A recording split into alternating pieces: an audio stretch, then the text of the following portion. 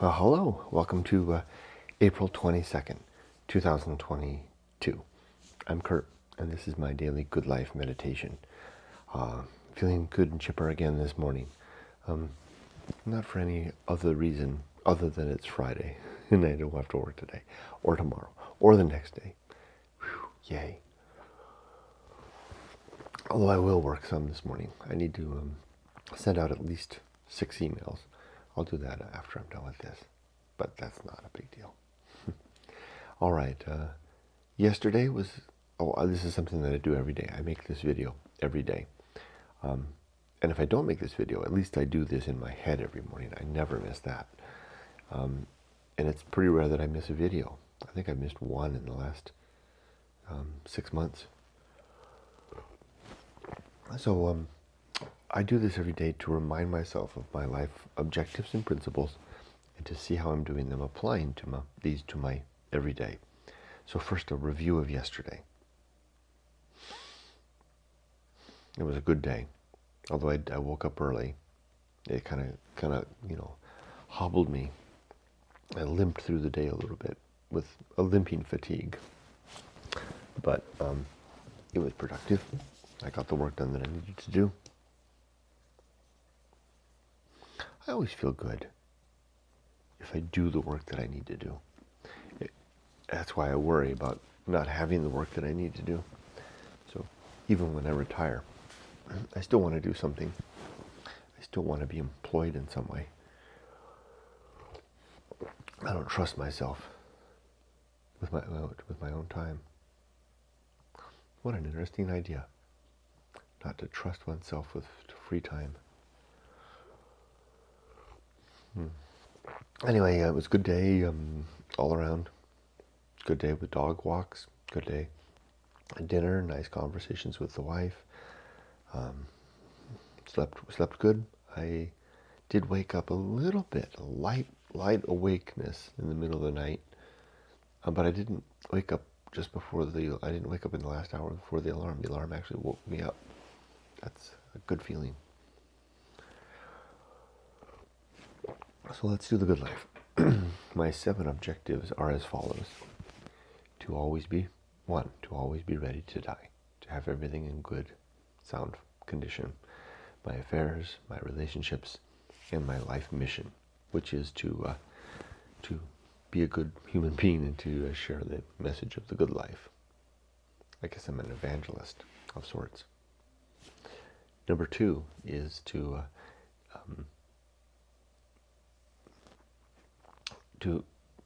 make good and effective use of my time, to not let time slip away.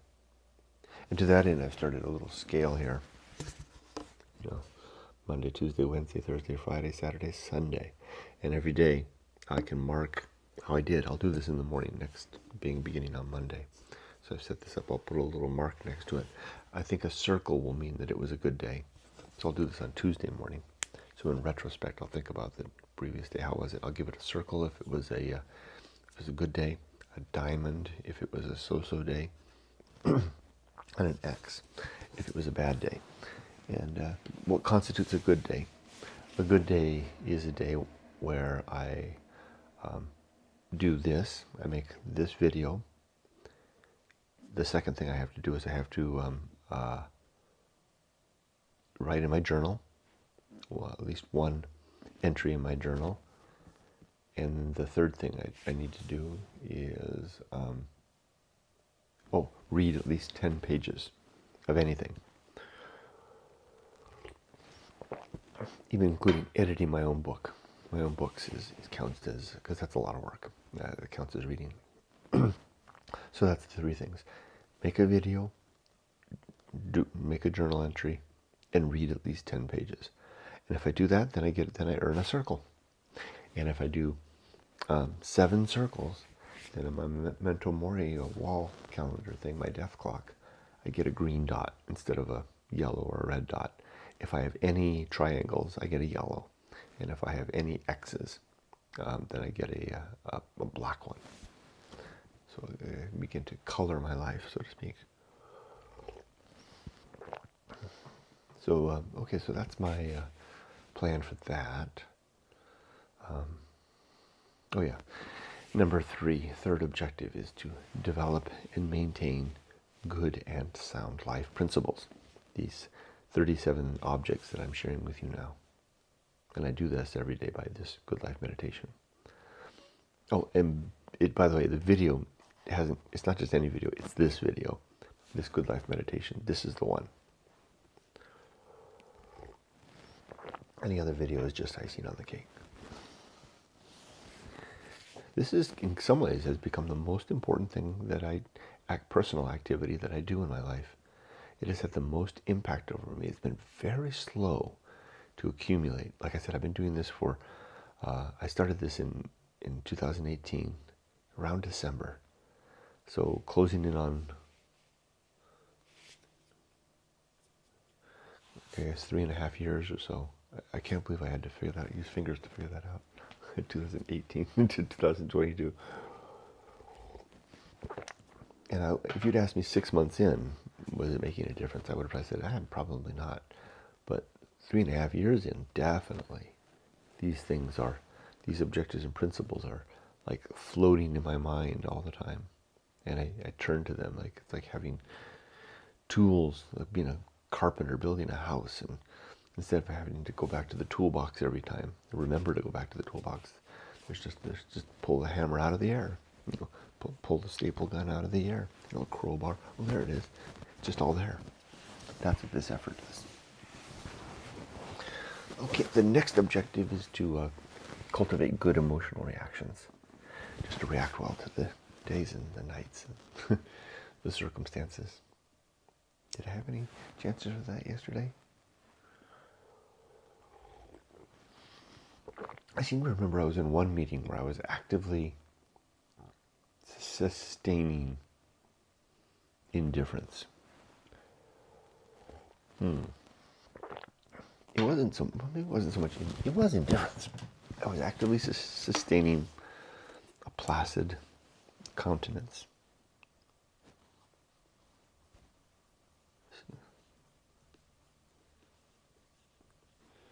Whereas a decade ago, I would have spoken up. It was a big meeting, like 20 people.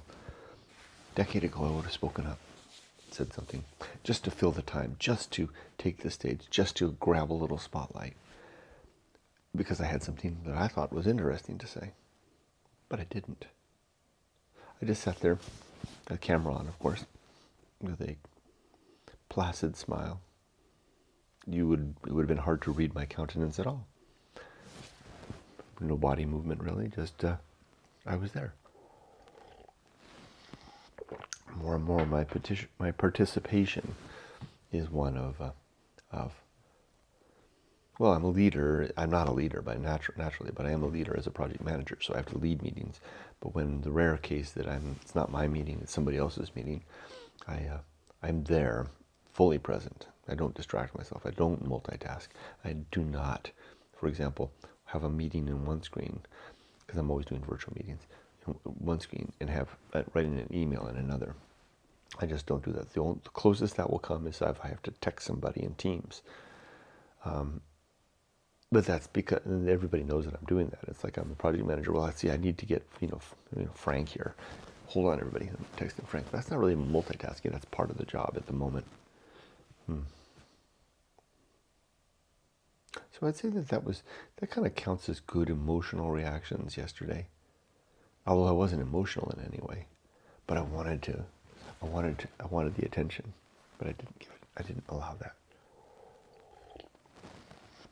And there's a line, right? There's a measure between sharing participation and, spotlight participation. Me. I don't really do that much anymore. That's a good thing. That's a more mature thing, I think. Next is cultivation of, just the performance of good actions, doing good things throughout the day. And then to recognize my true limits and my true opportunities, what is possible for me to do and what is not. And then to do just one thing at a time, and to do that thing slowly. Excuse me. Now my 30 principles. The first of these is the principle of war, to always be fighting against everything that I think is true. And then the principle of reason, to be an honest, objective, and a skeptical human being, using these collective attributes to approach the world in a reasonable fashion. Excuse me, gee Louise, to liberate myself of unfounded belief and strive to have good, sound reasons for what I do believe. And then to remember the next principle is called the Homunculus. To remember that I do not have a soul, but I do have a consciousness that I get to hold on to for a couple more summers. And then after the Homunculus is the home of good and evil, a reminder that right and wrong are opinions that exist in the minds of thinking creatures. Such things don't exist on their own anywhere. And then purpose, and my three purpose are biology, to be a good father, and consequently a good husband, to create a family, and then be a virtuous human being, helping to improve the well-being of others, their happiness, and then virtuous happiness, right? Happiness not at the undue expense of others. And then the last one is the mission, to share my message of my book, Going Alone, which is the message of going alone, discovering there's nothing out there, and coming back to the ones we love, and then living the good life. I like the way that sounds. Yeah, that's a good end. A good end to life. Not that I want life to end, but it's a good purpose, if I do say so myself. Next comes atomic principle. Everything is made of little bits and pieces, atoms, subatomic particles, animated of energy. And the thing that I am composed of all these atoms and animated of all this energy is very soon going to come to an end. Then in the principle of nature, everything and everyone have some particular nature. And it's good to recognize what that is. I was thinking about that yesterday. There was one person in a meeting saying something, and I was thinking to myself, what this person is saying, that is their nature. That's reflective of their nature. And I'm seeing what I should remember of them. And that's just who they are. The next principle is the pirate ride. A strange sounding title for a principle that suggests that free will is an illusion. We can make any choice we want, but in the end, the choices that we do make are the only ones we could have made. And I don't know how to prove that, but I suspect it's true. So I hold it up as a principle, tentatively held on faith, if you like. What a sinner I am. Okay, then the maturity is the next principle, and the sub-principles of wisdom and fortitude. Remembering our successes and failures, and having the strength to do better.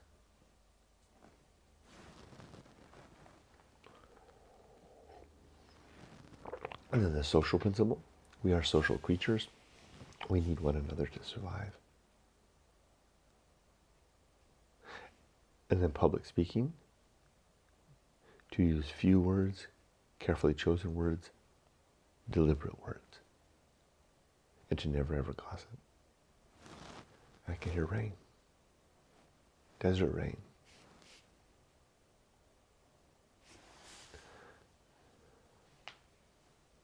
And then temperance, to control my consumption and there really is consumption of all things, right? Working is consumption of time. Likewise is playing. I just want to be consuming my time well. Consuming my resources well too. It's really coming down now.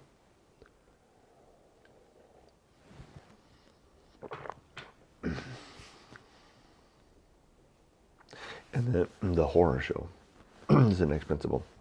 A reminder that the world really is a terrifyingly scary, horrifying place. You know, pretty much always somewhere there's some horror transpiring. And it's good to remember what that is. No, it's not. That's not the right way. I don't want to say it like that. That's a can thing. That's not what I mean. I don't want to shirk from the horror. I don't want to turn away too much. Sometimes you just can't take it, though. And I want to do what I can to alleviate the horror and recognize that the horror is coming from me. And the next principle is I left the door open in the back with all this rain coming down. I'll check. I think I'm okay. I better speed up, though, so I can go down there and close the door. The rain doesn't come in. The next principle is the Feast of Offal, when we get upset and spew it out into the world. I don't want to do that. And when others are doing it, I'm going to be very careful to not unduly consume it. Then comes two principles, the principle of distraction and the principle called agency and the great indifference. We distract ourselves through all kinds of things, our work, our play, our hobbies, our religion, our sports, so that we don't have to see how empty the universe is, see that, detect and sense the absence, the void, absence of any God. We're kind of on our own. We don't want to see that. So we distract ourselves. Then comes the best seat in the house, to not want to be anyone else or be anywhere else or be doing anything else, but to be okay with who I am, where I am, and what I'm doing. And then the Path of Wildness. It's a way forward and up into and through new life, to create a new chapter of living, something I'm engaged in right now, and it's fun. Because Yumiko and I plan for our retirement and our life back in Japan. Excuse me. Well, that would be the next is the risk of avoiding risk. The recognition of the surface level risks of life, education, career, family, job, home, saving for retirement, and then the deep risk of spending some time to find ourselves, to pursue our dream that is not any of those things. For some people, they don't have that deep thing. My wife doesn't. Well, maybe she does in a way, but it's kind of the life that we live, that she and I live together. That's why she married me, maybe. She certainly didn't marry me for my money. And then next comes the sin and damnation. The sins in my worldview are as follows: being untrue. I call that, well, it is falsity. Credulity, believing things too readily. Faith, believing things where the belief is founded on the belief, which is circular. Superstition, which is a category of belief almost categorically identified as nonsense. Oh, I hear splashing. I better speed up. Authority, dogma, and then those are the categories of belief. And then finally, the last sin is gossip. Don't do gossip. The damnation part is you're damned in the hill and here and now, believing things that may not be true, and gossiping, which is an awful thing. Okay, so speed up now. Sin and damnation, complete oblivion. When we're dead, we're not going to see our loved ones again. We're not going to see anybody again. We're not going to see nothing again. So it seems, and we won't have a chance to make up with anybody, and there won't be any justice after we're dead because there's no soul. There's no good reason to think we have a soul. Therefore, and there's no good reason to think there's any gods. And as a result, there's no reason to think that we have an afterlife or a heaven or a hell or any reward or any eternity at all. That's all just wishful thinking. So I live my life accordingly. This is the one life that I get. I'm going to make the best of it. Try to get a circle for every day. Next, the Great Life Adventure. One or more upward experiences in life, one off the beaten track. the deeper level risk attaining that, addressing that, to create a story of our own. And then the season of philosophy, a time to record what we've learned along the way, what words come to us as life. And then the bullseye aim, striving to hit the bullseye, but usually missing. The uphill climb, keep climbing in life. Arena and utility. Life is this place where we get a chance to, like I said, pull our tools out of the air if we make them, if we instantiate them into our mind in that way by repeated remembrance and application and development. Otherwise, if we just put them aside, then we might forget that they're there and not use them if we don't tend to them. Next is the principle of nothing is enough, reminding myself to get by with less. And then finally, the principle of fun, and the sub-principles of hope and retrospect, looking forward to the moment, and then also looking back. Like I'm looking forward to our move back to Japan, but I'm not postponing my pleasure until that moment, because I know that that moment will be fraught with reality that distracts from pleasure. These moments of hope, of looking forward, are the sweetest bits because they don't have any of that, or very little of it, and I can just enjoy. Likewise, looking back. Then that's it. That's my good life creed. Now to plan for the day. Today I'm going to, after this is done, I'll read my Bible. I think I'm on Isaiah 19 today. Then I'll write in my journal. Then I'll upload this. This will upload while I'm doing all that. And then I'll throw the thumbnail. I'll get on the computer, throw the thumbnails on, and the description text and the tags. And then after that, I will have some breakfast. Will I have breakfast then? Yeah, I'll have some breakfast.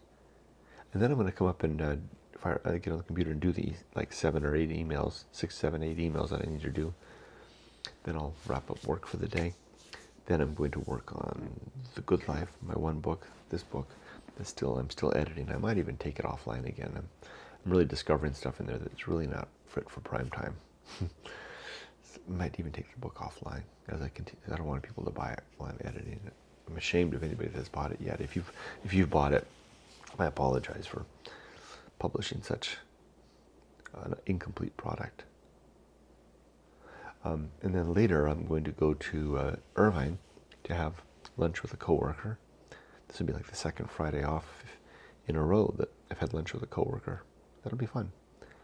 And I'll ride the motorcycle if the rain stops. Otherwise, I'll take Yumiko's car.